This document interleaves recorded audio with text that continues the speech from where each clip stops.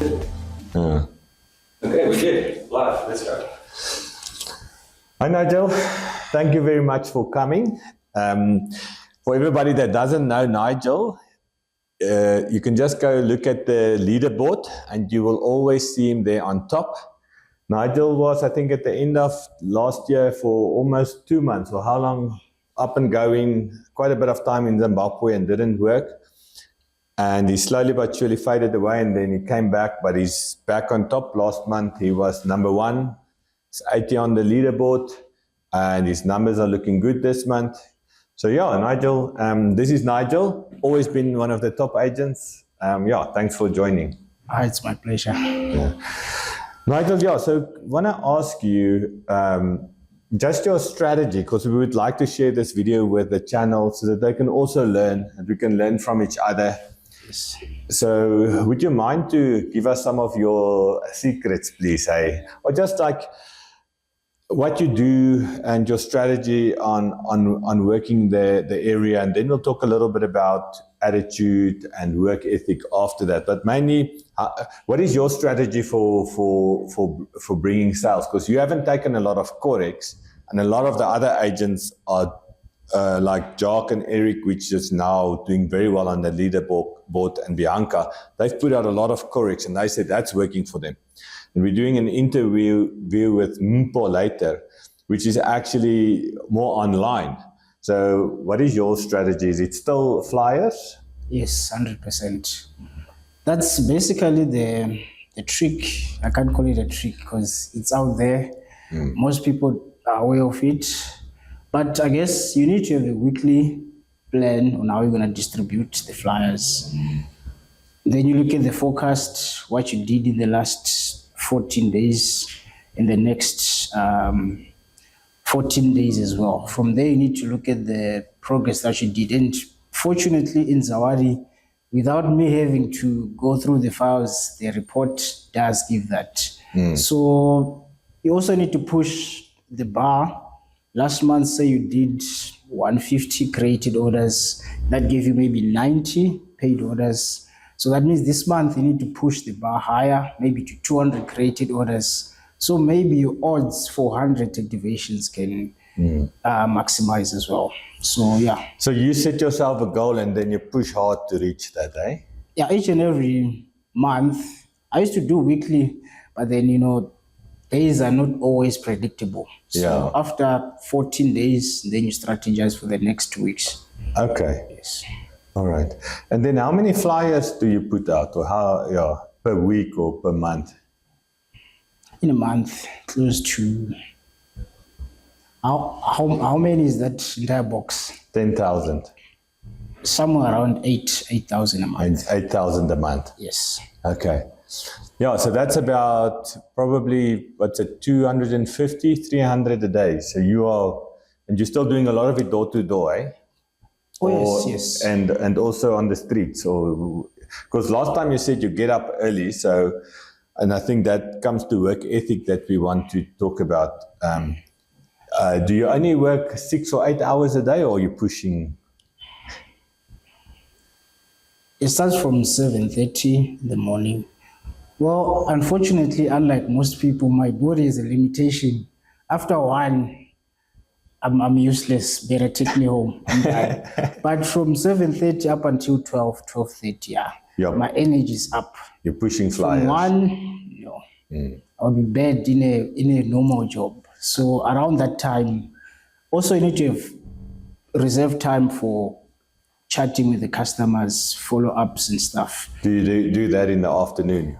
After 1 up until 5 to 6, depends with the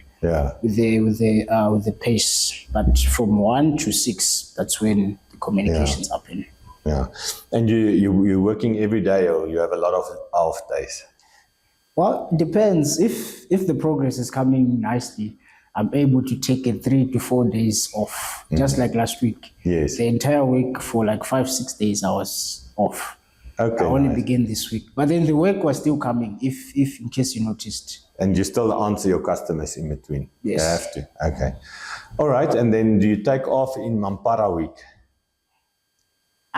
It depends. When I feel like the work is still coming, Yeah. I can take 4 to 5 days off Nice. in a month. Yeah. So yeah, if you work from 7 in the morning till 5, that's a 10-hour day. So it's a full day. Most people only work 8. And do you still answer customers at night, 7, 8, 9 o'clock, or do you cut it off? And that depends on the scenario. Like on peak days, like You will be full time. on the 26, 7 onwards, up until the 10th. Yeah, it's very hard to ignore. It's full days all day. It's very hard to ignore because Yeah. some maybe they've lost their easy pay number and you need to go to the system and send it back. Then you advise them through a call. So yeah, but then only on those days specifically. Yeah. That maybe around 7 late. Yeah. I mean, then it's 12-hour days. So I think what stand out, the guys that's on top, that the best agents in the Zawadi, the guys, all the warrior agents, they put in big hours. Because the thing is, the township, the customers, they don't know about the 9 to 5, and when they need fiber, they talk. We have agents that do sales after midnight a lot. There's online people that's working through the night. So in the informal sector, which is the townships, you don't have these corporate rules. It's 9 to 5, don't disturb me.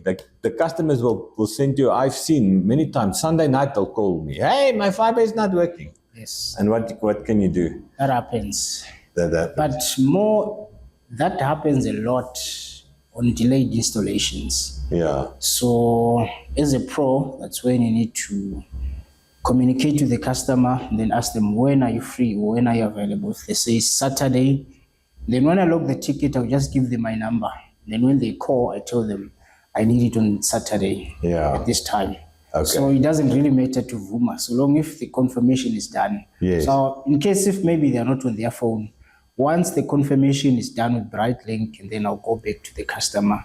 Saturday, 10 a.m., you should be at home. Yeah. That's one of the tricks. Okay. So the light installations, you say. Yeah, so because if you log with the customer, already they failed to answer the phone in the first place. Yeah. So attempts have been made, I think probably more than 4 to 3 times. Yeah. As most of your delayed installations are sorted out, or do you have someone that... I have no delayed installation in my file, if you notice. Nice. So I always put my number. Then Yes. they'll contact me. I already know the customer is going to be available this day. Yes. When they call, I'll just beg them to do it on that day. Do you call the customer on the secondary? Do you put your number on the secondary number? On the ticket, yes. Yes. Oh, on the ticket. So when BrightLink is going to call me, and then once I've confirmed what the customer is agreed on, say Saturday, 10 a.m., I'll just tell them the same thing. Once it's scheduled, I let the customer know it's done.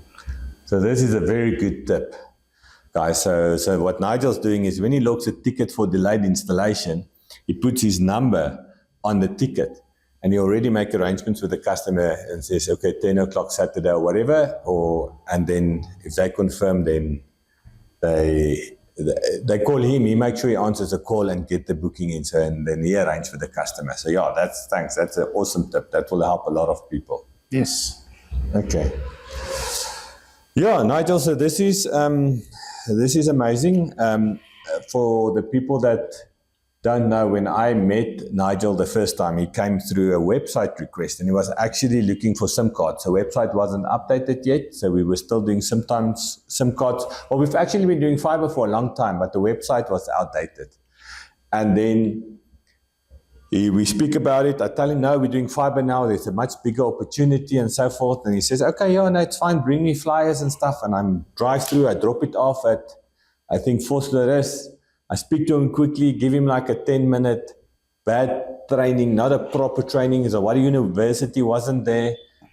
And he's there and he's gone. And I'm going into the field seeing people. And I think we talked maybe once or twice mainly, but I didn't have too much... I didn't have too much connection with you. So then I'm checking the reports and Nigel. So suddenly this Nigel is doing okay. It's like, whoa, he's doing good. But this guy have got no training. So that just shows like he just made it happen. He figured it out. Then I'm like, okay, now we need to get together. Here's something special. And then Nigel said to me, no, he's going to be number 1 on the leaderboard. But I hear that a lot from a lot of I hear that a lot from agents. I'm going to be the best agent you will see. Also with team leaders coming, I'm going to be the best team leader. So it didn't take Nigel long, a few months, and he's been, I think more than 50% of the time, he's been the number one on the leaderboard. So well done on that, Nigel. That attitude of yours, like, I mean, we didn't have to check you up. We didn't have to tell you to do, you just do it yourself. That is a great characteristics that I want to compliment you on. Maybe can you tell us a little bit about that character, or like on what's driving you, or why are you not lazy? Do you know? Well, I think just like most people, I like good stuff, expensive things, a good life, let me just say. And a good life, you know what it requires, right? Yeah. It needs money. So, yeah. So, I think even after achieving certain milestones that you set for yourself and you actually achieve it, and you know, Lady Luck, if Lady Luck is on you, don't let her down. Yeah. Make sure you keep on the gas. Yes. But then, just to sum it up, my motivation, I think it comes from my family, my entire family. My grandfather's into farming. If you look at him, his age and how he looks, you'll be surprised. And he's a hard worker. My father Still as looking well. good. Yes. My father as well, my mother as well, all three of them. Yeah. Just growing up in that environment of people who do not have ill mind, but they believe in their hard work and reaping what you actually worked for. So that's where it comes. That's where I inherit it. Yeah. So maybe I hope the next generation, my son, is gonna maybe take it to 10x.